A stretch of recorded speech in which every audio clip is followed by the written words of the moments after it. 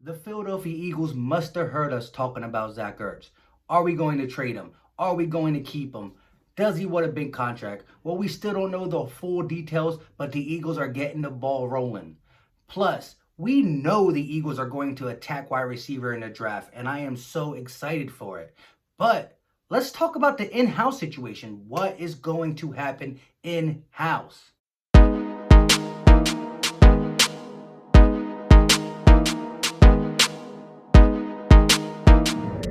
What is going on, everybody? I go by Philly Mike, and this is the Philly Talk Podcast.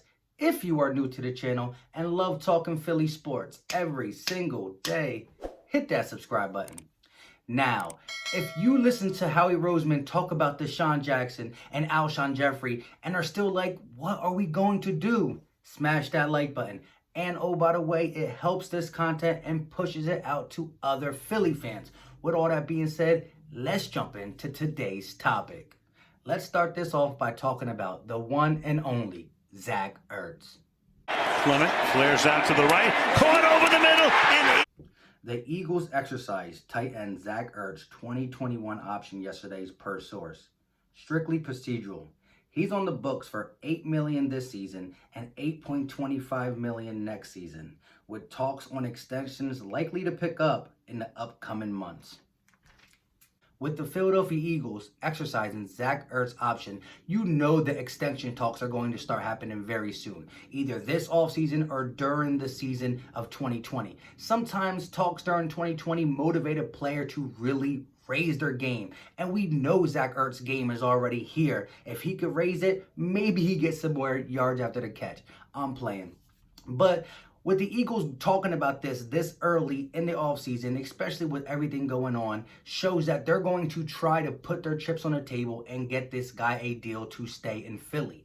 But with the talks of him turning down an extension last year, and who knows what goes on, and the numbers start changing this way or that way, we really don't know. But if you ask me, the way things are looking, Philadelphia wants to keep this guy long term. They want Zach Ertz to retire a Philadelphia Eagle. Like I said, these decisions do get hard. You heard Howie Roseman with Malcolm Jenkins. He won a Super Bowl here. He did a lot for the city. But sometimes you just got to part ways. I think it will be a lot harder with a guy like Zach Ertz. But also, tight ends tend to play later in their career and still get it done. Maybe Zach Ertz later in his career realized he wants to be a Philadelphia Eagle until the day he retires and starts to take a pay cut, knowing that he's doing the team justice. So we don't know what the future holds, but it looks like the Eagles are going to try to do what they can to keep Zach Ertz in Philadelphia. As for the receiving core we have right now when it comes to DeSean Jackson, Alshon Jeffery, J.J. Arcega-Whiteside, and Greg Ward Jr., what is going to happen? Are all these guys going to be an Eagle in 2020? Are some going to get less playing time? Because we know the Eagles are going to hit the draft for a wide receiver. This draft, like we talked about time in and time again, is a historic draft for wide receiver. I don't think the Eagles are going to get one. I can see them getting two. One early with the first pick we have, whether it be move up, stay at 21, or move back. It doesn't matter. A receiver should come with the Eagles' first pick, wherever it is. And I think they're going to dip back in the well, maybe in the fourth-ish, maybe in the third, maybe even in the fifth. I think there's going to be some late sleepers, guys that we don't hear names now, not the big names now, but a guy who slips to the fourth is probably going to be able to make some run in this draft. But what does that mean for the four guys I just talked about? Let's start with the one and only DeSean Jackson. pressure. Wentz just going to air it out, going way deep down the field. Let's talk about the games he played in the last couple years. In 2016, DeSean Jackson played 15 games. In 2017, he played 14 games. In 2018, he played 12 games. When he came to the Eagles, for the 2019 season, he played 3 games. 2 of them games, he played 1 series.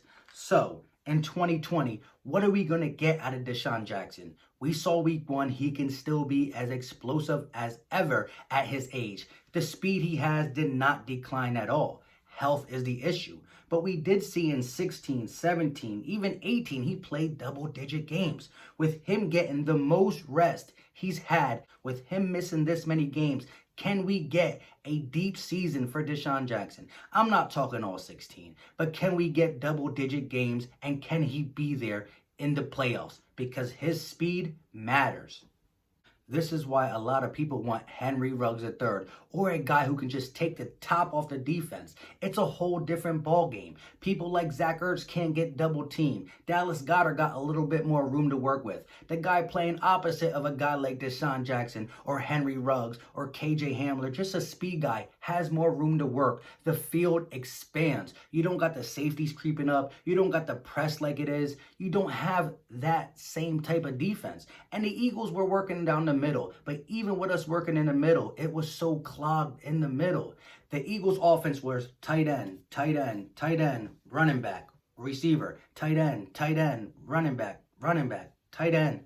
That was the offense, and it was little by little by little by little. There was no chunk plays, nothing for the defense to be scared about, and that's what we need in this offense. Whether it be a playmaker like Denzel Mims, who's big and fast, we just need someone to take the top off the defense. DeSean Jackson can do that. Can we get him for the full 16 games? Probably not, but double-digit games or in the playoffs will go a long way. But that's why we need the insurance. These two rookies we get, whether it be a big stud in the beginning and a fast guy later, but we just need playmakers outside other than the tight ends and the running backs. Let's talk about the other guy who was on the side of DeSean Jackson in the beginning of the year, Alshon Jeffery. We have it here in Philly. Wentz on 3rd and 6, and the catch is made. At the end of the day, we're going to have to make a decision on Alshon. But here are some of the things, if we do not keep him, we could do. If you cut him pre-June 1st, $26 million in dead money, costs $10.6 million to cut. If you cut him post-June 1st, $15.4 million dead money, costs $0 to cut him. Trade him pre-June 1st, $16.1 million dead money, costs $750K to cut. Trade post June 1st, $5.5 million in dead money, $9.9 million in cap savings. And at the end of the day, we can always keep him, put him on a pup list, so that would save us a little money, and then play him. Maybe he comes healthy and plays back to old Alshon. Maybe he don't. But it will help for 2021, either trading him or cutting him, where if we can just get to 2021 all season, a trade would be a lot easier, and cutting him will be a lot easier when it comes to the money. When it comes to Alshon, everybody looks at his situation differently. Some people want to keep him. Some people say, heck no. Some people say, we have to. Some people say, it is what it is. At the end of the day, my decision is, let Howie figure out what's best for the team. If keeping him into 2021 and then doing something is better, so be it. If he finds a trade partner, then they got to do that. If we can get him healthy and he can just become to the possession guy he used to be, that could be crucial as well. So we all don't know what's going to happen. Like I said, a lot of this after June 1st stuff is in the play as well. So we got to get to June 1st. If he survives the first couple of weeks in the June 1st, I think the Eagles are going to let him play the rest of the year. Them not getting a wide receiver in free agency, even a little body, just to have a body in there in case the draft, falters or something, makes me believe he's going to be an Eagle in 2020.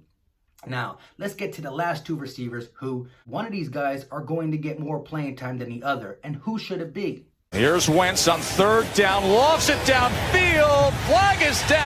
Looking around to the end zone, throws in the back corner, it is a touchdown. Greg Ward Jr. versus J.J. Arcega-Whiteside. Let's start with Greg Ward Jr. Games available, 7. Games started, 3. Targets, 40. Receptions, 28. Yards, 254, and 1 touchdown. Now let's move over to J.J. Arcega-Whiteside. Games available, 16. Games started, 5. Targets, 22. Receptions, 10. Yards, 169, and 1 touchdown. Now, these are two different type of receivers. I like Greg Ward's shiftiness in the slot. If you got a guy like DeSean Jackson or a rookie to take the top off the defense, you got the two possession tight ends in Dallas Goedert and Zach Ertz. I think a shifty guy like Greg Ward could go a long way. Yards after the catch, the underneath stuff. But J.J. Arcega-Whiteside, I think he still has talent.